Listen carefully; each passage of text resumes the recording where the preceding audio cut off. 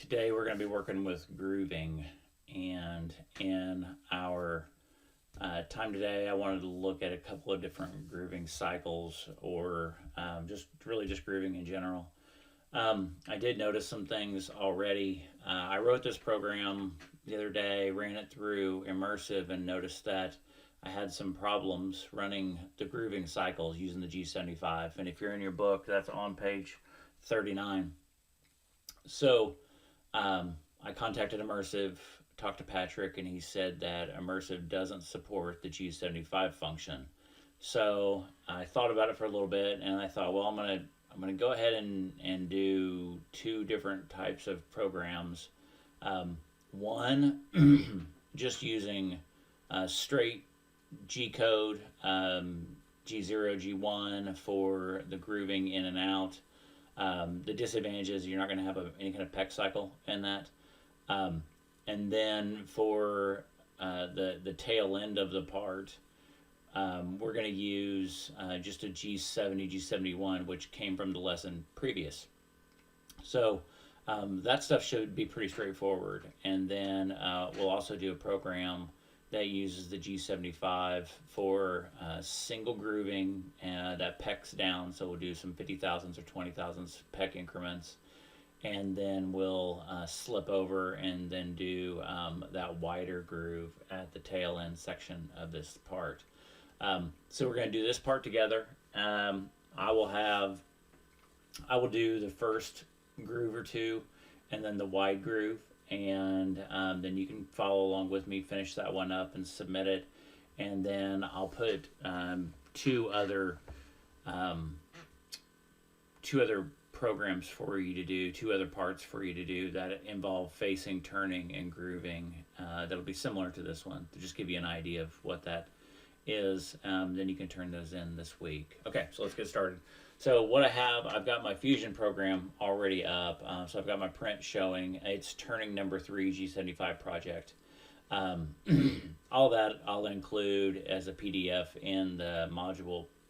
I've already got Notepad opened up, and it's really funny. You know, these couple weeks I've been having to learn new programs and look at just doing different ways of stuff. So I've been working through Camtasia. That's what I'm working in today. Last video that I did a sample of it, and it worked pretty good. And so we'll keep kind of learning and growing through these things. So we'll start our program out. I went ahead and put everything in all caps. And so I'm going to start out I'm going to start out with the %sign. And then I'm going to go 0003. And I'm going to do turning number 3 and J right. And so I'm going to go ahead and start my program with the G28, just to home everything out, home the X and Z axis. On a lathe that has a turret, so our TL1s have a four position turret on those. It's also going to home out the A axis on those. So depending on your machine, G28 may do more than just X and Z. If you've got a Y axis and some other options, it's possible it's going to do some other stuff too. So for us in Immersive, the turning tool, the default turning tool is tool 2. So that's turret position 2, offset 2, and then the grooving tool that we're going to use is tool 1, turret position 1, offset 1. So we'll start with T202, and that is going to be our primary turning and facing tool. We're going to rough and finish with it. As always, let me go ahead and just put some notes kind of as I go, just even before I would get started in there. I'm going to go ahead and put my material in there. Is 6061 aluminum. It is stock size. Stock size is 1 inch diameter. Hold out of the chuck.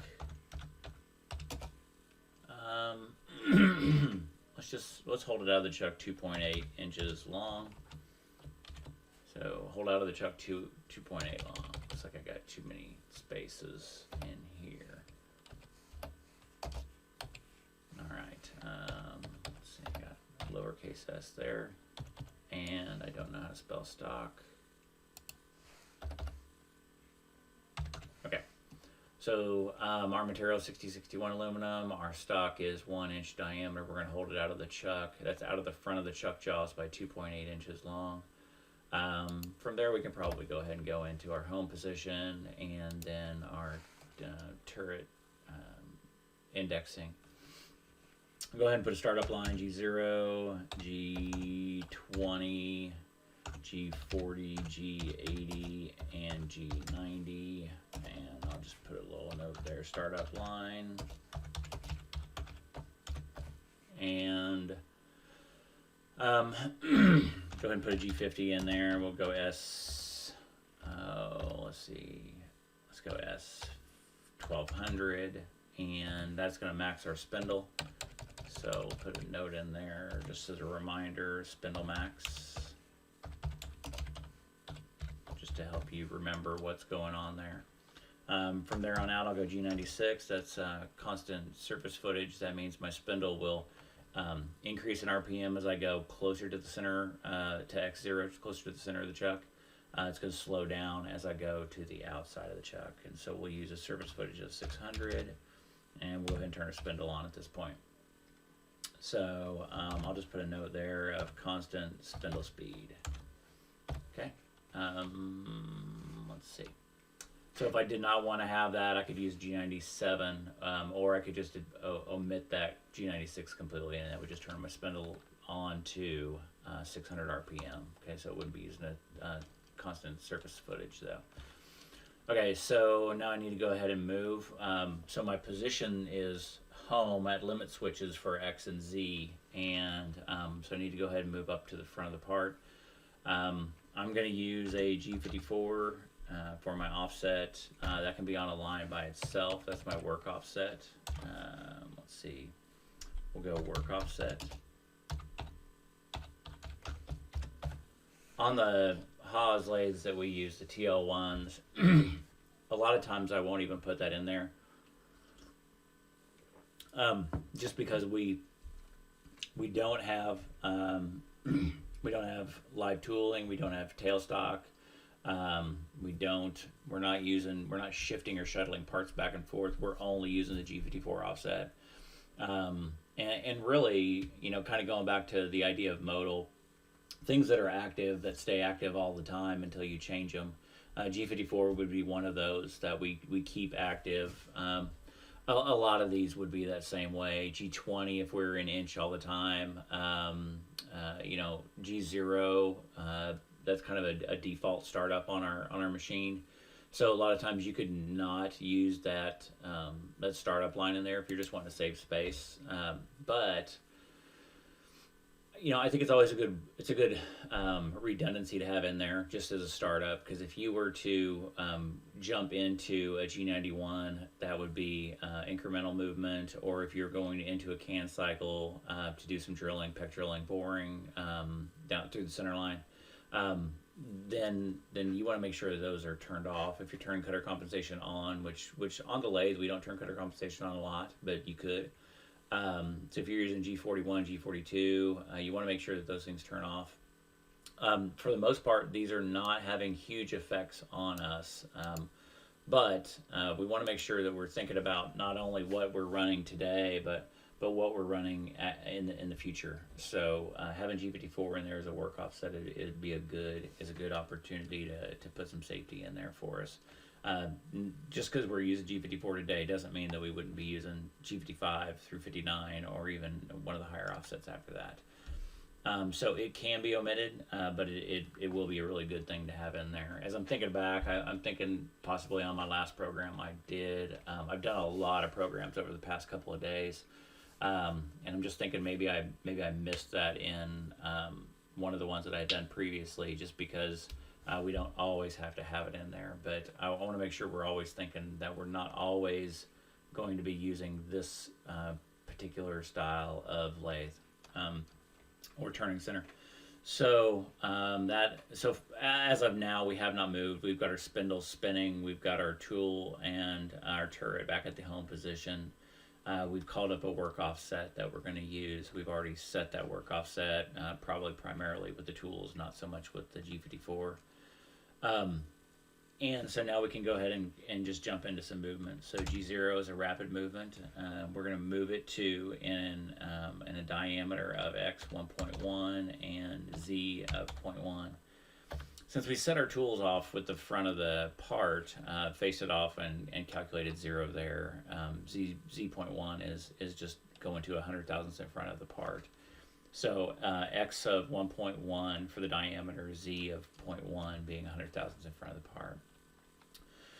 Next, I want to go ahead and stay in rapid motion, move up to Z0, and then go ahead and jump into a G1, which is a feed move. And I'm going to go to X minus 30 thousandths just to clear the front of the tool nose of the front tool nose of that turning tool. Need to give, when I'm in a G1, I need to make sure I have a feed rate. So I'm going to feed it at 12. It's 12 thousandths per revolution. So every time my spindle spins one revolution, my turret or my tool advances 12 thousandths. So from there, all I've done is really, I'm going to go over here and just kind of cursor it out. I've taken it from a diameter and I've come in and I've faced it off and then I've stopped at that point. Now I want to go back into G0 and I'll go to X of, let's go X of 1.1, Z.1, just try to keep some redundancy and some pattern motion that we're using. So we'll go back up to kind of here, up in this area. And from there on out, I want to go ahead and start doing some turning. And so I need to take this from 1 inch diameter stock, sticking out 2.8 inches long. I need to turn that diameter down to this 900 thousandths area right here. All right, so I'm already at 1.1, Z of 0.1. Last module that we did was the G70, G71. So I'm going to do a G71, P1, Q2. U 10 thousandths, no W, and then I'll put a depth of cut of, let's make a depth of cut of 30 thousandths. And then feed rate of, let's go 18, not 108, 18, just a little bit faster feed rate. If you notice on here, I've went down to a much smaller depth of cut. I'm only taking 100 thousandths off that. We'll just rip it down. It is sticking out about 3 times, and really 3 times would be about the max that I'd want you to hang this part out before you start to see the opportunity of chatter. Really two times the diameter. So I have a 1 inch diameter part. Hanging my part out 2 inches would be an ideal situation. We're going to go out another 50% more than that, so we're going out 150%, and so I've just backed off my depth of cut just a little bit for that. I don't think it's going to be a problem. You know, I think you can hang a 1 inch diameter part out several inches and still have some rigidity depending on how you work out speeds and feeds. So okay, so I've got my G71, I've got my P, my Q, my U, my D, and my F in there. I do not need a W because I'm not worried about any kind of shoulder there. So just as a reminder, P is where I start my cycle from, Q is where I'll end my profile for my cycle, U is my incremental X offset, W would be my incremental Z offset, D is my depth of cut, feed rate, or F is my feed rate. Now another thing that I noticed in immersive, it doesn't seem like it notices when you're taking that U and W.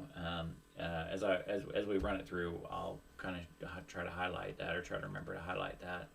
And so just remember in a simulator, everything is not true to form. I mean, it should be really close, but it wouldn't necessarily have to be 100% apples to apples or accurate in everything. We want to try to use a simulator or emulator that is, though, and Immersive does a pretty good job. So back to the program, our first line of our profile will be a rapid move. It'll be N1, a rapid move to our smallest diameter. In our case, it's 900 thousandths. We're going to feed it back, so we'll go to a G1 and we'll feed back Z minus 2.5 is the length of our part. Our grooving tool is 1/8 of an inch, so we're going to go back another, maybe just a little bit further than 1/8 of an inch. So let's go to -2 inches, 625, or let's go 635. 635. And on that one, I need to put a feed rate.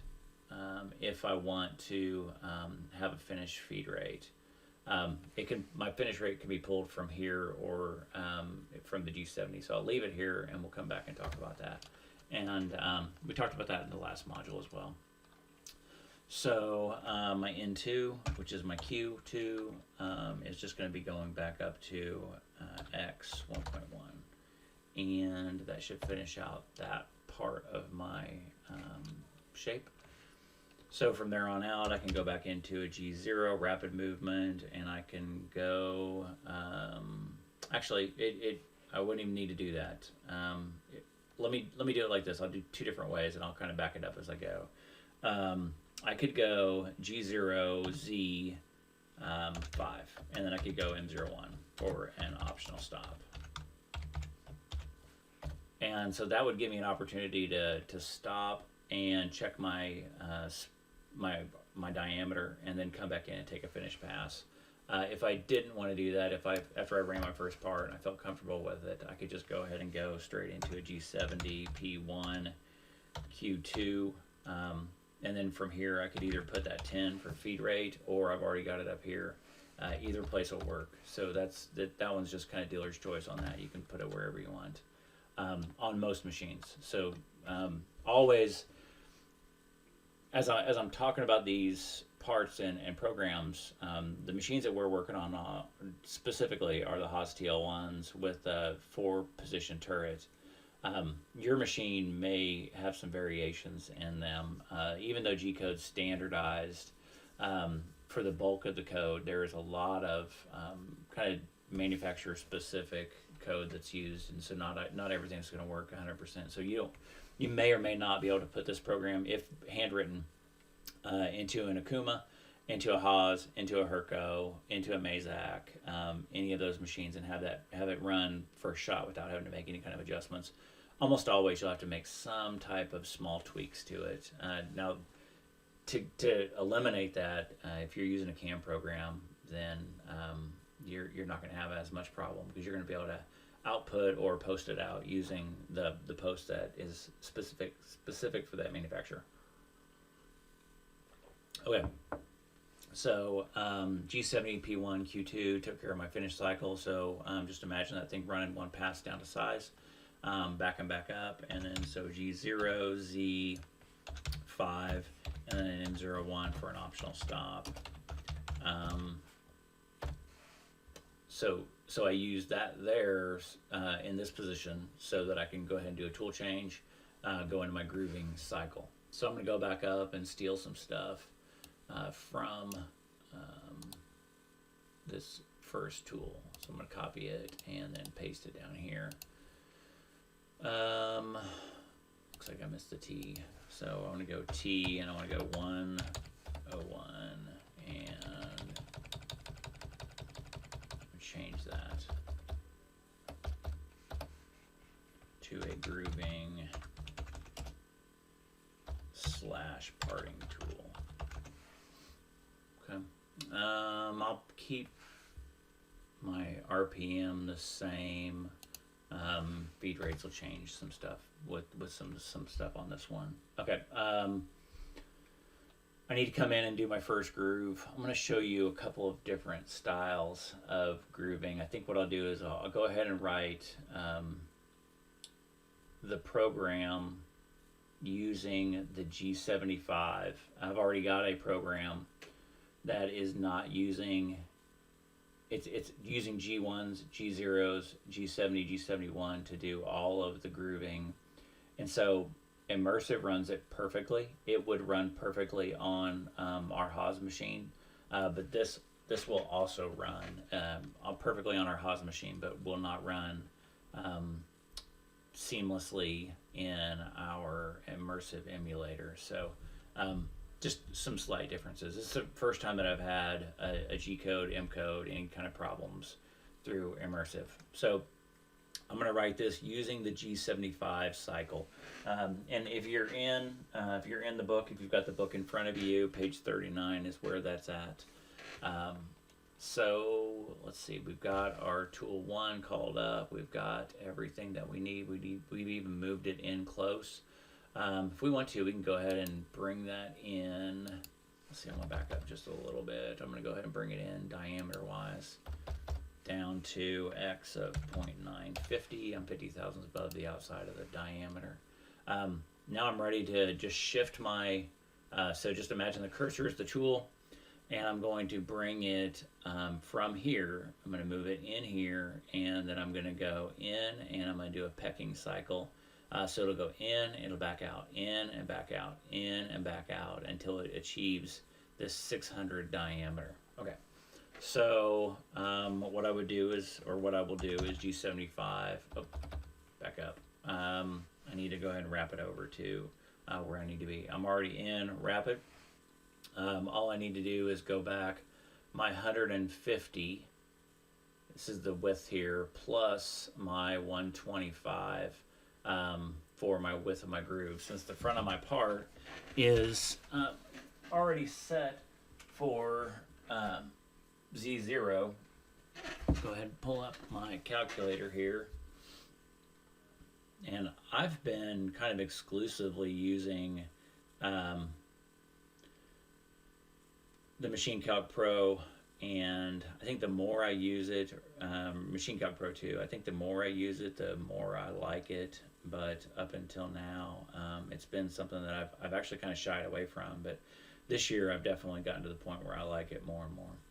I actually stopped using my normal iPhone calculator and just started using this as my default. So I've been pretty happy with it. So 150 plus 125 puts me at 275. So I'm going to go back 275 in Z. I'm in rapid, so I can just go Z minus 0.275. Okay, so that's my rapid move back. And then from here, using the G75 grooving cycle, I am going to put my final destination for my X, and that is 600 thousandths. And then I am going to put an I, and I'm not looking at the book. I'm probably going to need to in a second, just to try and remember some of these things. I is the incremental X, so it's the peck that we're going to go down, and so it's going to be pecking down 50 thousandths as it goes. And one of the really great benefits of that is you want to be able to break that chip, especially in our grooving aluminum. And depending on RPMs and feed rates, you can get kind of this spirally chip that starts to get in your way. And by having this eye in there of pecking down 50 thousandths, it's really going to eliminate some of that chip, some of that long chip. So you want to be able to control those chips.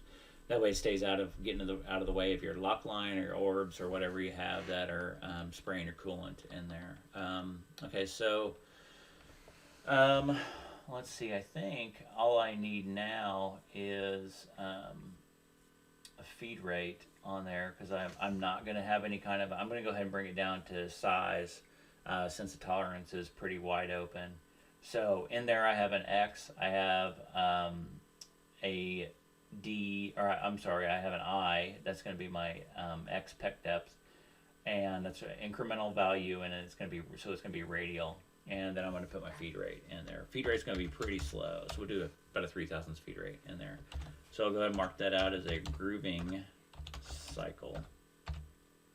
I'm going to try and spell it. CYCLE. So grooving cycle begins from there. Now, the way this grooving cycle will go, I'm already back 275. It's going to peck down incrementally in 50 thousandths increments down to 600 thousandths. From that, it will retract back up to where it started. So it will go back to 950 thousandths. So that's where it started at. And then from there on out, I just need to go ahead and tell it where my next peck is going to be. So I can go then Z minus, let's see where I'm at.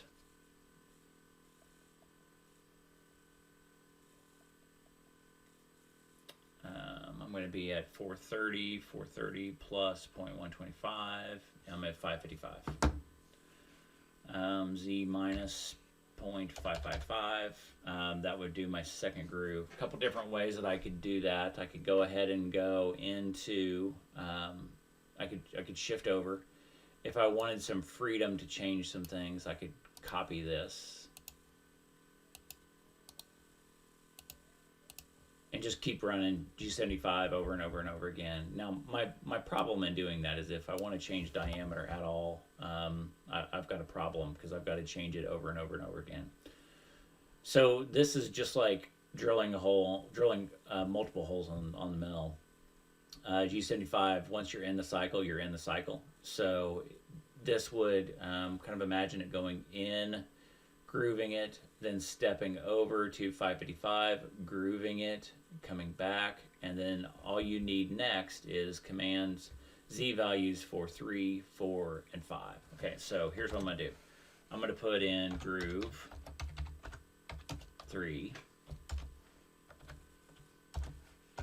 groove 4, and groove 5. Okay, so I'm going to let you guys figure out where those 3 grooves go. So 125 wide on our grooving tool. And then we need to come over and we need to catch our last groove. And so this groove is wider, but we can still use this. It's going to be pretty slick. So after we finish up groove 5, we're over here. we're gonna be back at 1.53. We're gonna go back to 2.3. So I need to clear this out, and I'm gonna put 1.53 plus 0.125. I'll go. So I'll do a Z. I'm gonna do it like this. I want to get out of my grooving cycle because I'm gonna modify it. So I'm gonna go G0 Z minus 1.655. So now I'm gonna need to go back into my G75 grooving cycle, and my X value is gonna be different. So if you notice the diameter changed on that to 750. I'll still go ahead and use an I. 50 thousandths will be fine for that. In front of that, I'm going to go ahead and put a Z minus 2.3. And then I'm going to put a feed rate 0.003. I think I also need to put a step over in that.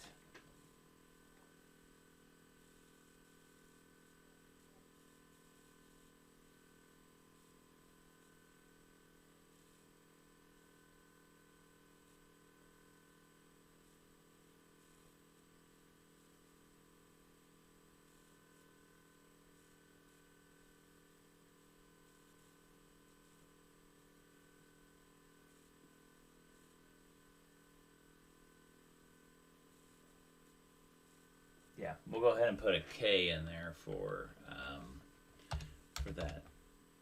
We'll use 100 thousandths for our K. So we'll step over. That's 10 thousandths. 100 thousandths for our step over, and that should take care of that. Okay, so now it's going to come over and groove, groove, groove, groove, groove, groove all the way across. And that should take care of our groove. And we could do a finish pass across that groove if we wanted to, but we wouldn't have to. So this is grooving using the G75 grooving cycle. So we'll go ahead and come out of this. We'll go ahead and do a G0 X 1.1 just to move that up and out, and then we'll go back Z 0.1. I'll put a little bit of redundancy in here in this, and I might go to a Z5, and then maybe if I want to, I could just return it home. Then do a M30, and then a % sign, and that takes care of my program. So again, if you'll notice, as always, I don't have a coolant off or on anywhere, just because I like to run through first time with no coolant, just to see what it looks like. I can turn the coolant off and on just by cycling it with a button first time. From there on out, I can do some finished stuff. Just add that into my program. So here's how I'm going to do this. I'm going to go ahead and do a file save as, and I started doing something just a little bit differently. So I'm going to save it as O 1 2 3.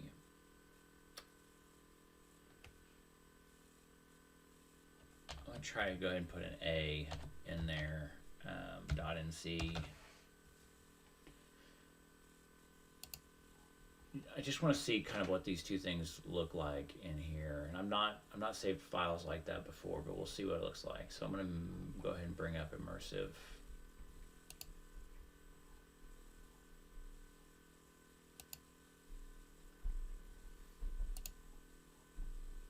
And I don't know if you've been playing around with the different machines. I kind of default to the TL1, but I like the SL20s just as well, I think. You know, in simulation doesn't really matter, but I think I've been just using this one. I'm going to go ahead and start this off by displaying my material as 1 inch and set that and bring my machine up just a little bit closer. See this thing. Okay, so see it go all the way back. Power on, reset, and I want to go to receive RS-232. I'm going to go to the desktop. I'm going to go ahead and pull up this program. This is the one that we just ran, or just created. Yeah, and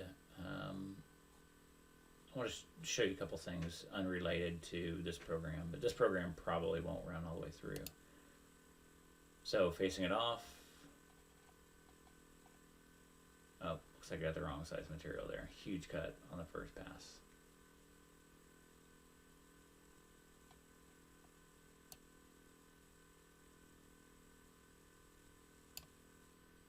Okay, so already it says unsupported or incorrect program code 27577.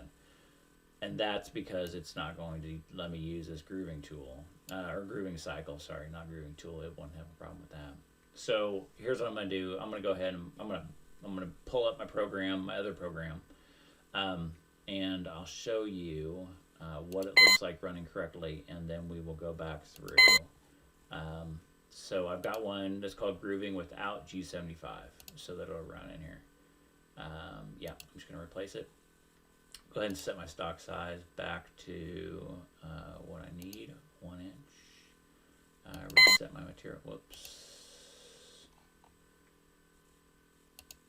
There we go. And reset my material. And now I've got, let's see what it looks like now. Spindle spinning. Tool is turning. Everything looks a little bit better now.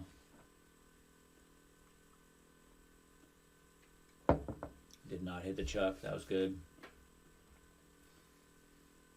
So here's what I want to show you while we're doing this to help you as you're running this thing through in a simulation mode. You can still use all of your other commands that the control uses.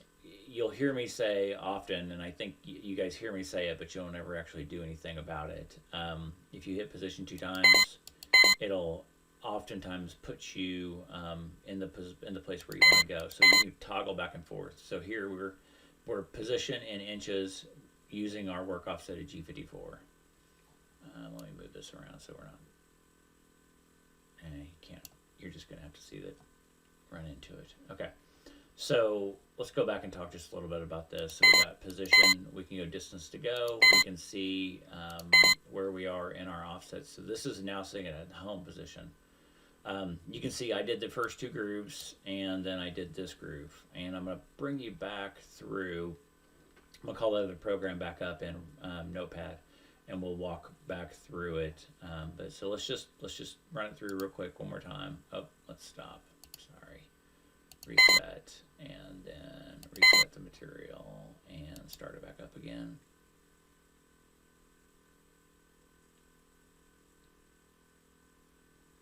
So see, we're at 930, feeding back, just like our roughing cycle would show. This is taking us down to 900 thousandths.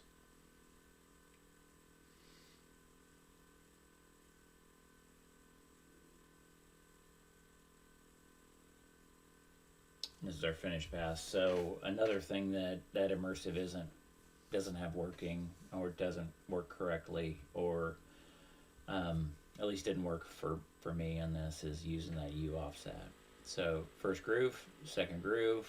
If you'll notice in this, not using a grooving cycle, you do not get any kind of pecking from that. So like I said, it works, but it is not what I would call my favorite way to do something like this for some long-term, some good repetitive parts. So that parts it off, it takes care of that. So we can see that it works. So I'm going to go ahead and move out of there, just minimize this, bring back my other program. So I've got this saved. We'll cancel it and go back, and we'll save it, and then we'll open up. I think I probably already have the other one on the desktop. Grouping without. I'll bring back my Fusion, and here. Grouping without. All right, so you can write a program either way. Remember, there's always about 50 different ways of doing it. I would tell you that, do it my way until you start to learn your own way, and then you can start to play around with this. So the only reason that I wrote this one out like this is because I wanted it to run right in immersive, and so most of the things stay the same. Where my differences come in is I'm not using any kind of cycle here. So I came up to here. That should not be that. So do file, save. I'm going to go ahead and pull up my other program as well. 3, and see, just put them side by side. So just so you can see some differences between the two.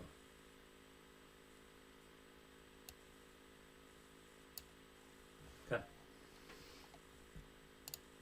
Let's go to the top of the program. G71. Everything should be the same. We move into our grooving parting tool. And let's see. So here you see me going back 275, then I go back 275 there, so those are the same.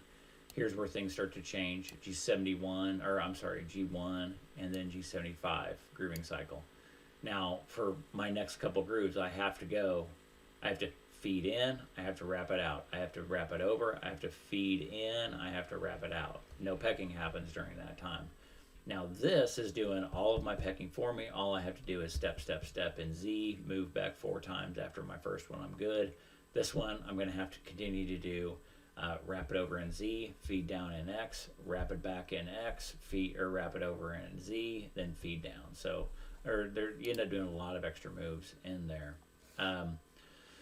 So since I couldn't use a roughing cycle or a grooving cycle in this one either, I went ahead and just opted to go back to a G71. So one of the things that I think that you probably don't think about oftentimes is, even though that grooving parting tool is kind of set up for grooving and parting, it can also turn. So I actually used it just like a turning tool. I brought it over, I fed it into the part, I fed across, going back as far as I needed. So I just did a G71, and then I actually did a G70 on there. So it gave me a little bit more control. You can still do that same thing with the grooving cycle.